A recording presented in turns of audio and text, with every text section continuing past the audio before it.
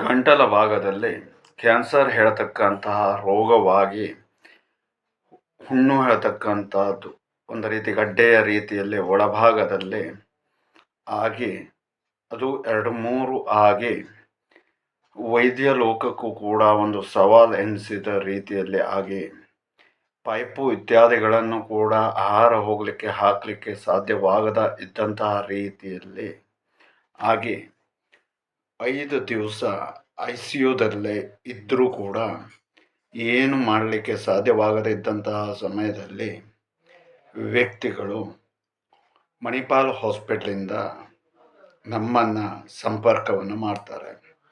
ಮಾಡಿದ ನಂತರದಲ್ಲಿ ಅದಕ್ಕೆ ಸಂಬಂಧಪಟ್ಟು ಪರಮಾತ್ಮನ ಒಂದು ಅನುಗ್ರಹ ಏನನ್ನು ತೆಗೆದುಕೊಳ್ಬೇಕಾಗ್ತದೆ ಆ ರೀತಿಯಲ್ಲಿ ನಾವು ಮಾಡಿಕೊಂಡು ಹೋಗಿ ಇವತ್ತು 3ನೇ ದಿವಸ.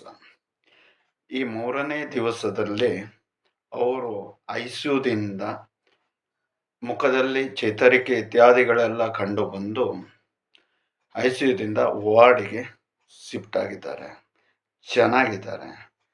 ಇದು ಅವರು ಹೇಳ್ತಾ ಇರತಕ್ಕಂತಹ ವಿಚಾರ ಏನು ಕೇಳಿದರೆ, ಇದು ವೈದ್ಯರಿಂದ ಸಾಧ್ಯವಾಗಿಲ್ಲ, ದೈವಿಕವಾದಂತಹ ಅನುಗ್ರಹದಿಂದಾಗಿ ಸಾಧ್ಯವಾಗಿರ್ತಕ್ಕಂಥದ್ದು. ಕ್ರಮವನ್ನು ತೆಗೆದುಕೊಂಡು ಕೆಲವು ಸಮಯದಲ್ಲಿ ಮುಖದಲ್ಲಿ ಚೈತನ್ಯಕ್ಕೆ ಕಂಡು ಬಂದು ಆರೋಗ್ಯ ಸುಧಾರಿಸ್ತಾ ಬರ್ತಾ ಇರತಕ್ಕಂಥದ್ದು ಮತ್ತು ಇಷ್ಟರ ಮಟ್ಟಿಗೆ 3 ದಿವಸದಲ್ಲಿ ಇಂಪ್ರೂವ್ ಆಗಿರ್ತಕ್ಕಂಥದ್ದು. ಇದು ಒಂದು ರೀತಿಯಾದಂತಹ ಆಶ್ಚರ್ಯಕರವಾದಂತಹ ರೀತಿಯಾದಂತಹ ಬೆಳವಣಿಗೆ ಮತ್ತು ಆಶ್ಚರ್ಯಕರವಾದಂತಹದ್ದು ಅಂತ ಹೇಳುವುದರಲ್ಲಿ ಎರಡನೇ ಮಾತಿಲ್ಲ. ಹಾಗಾಗಿ ದೈವಿಕವಾದಂತಹ ಅನುಗ್ರಹವನ್ನು ತೆಗೆದುಕೊಳ್ಳುವುದರಿಂದ ಅಸಾಧ್ಯ ಎಂಬುದು ಯಾವುದೂ ಇಲ್ಲ. ಇದನ್ನು ನಾವು ಮಾಡಿ ತೋರಿಸ್ತಾನೆ ಬರ್ತಾ ಇದ್ದೀವಿ.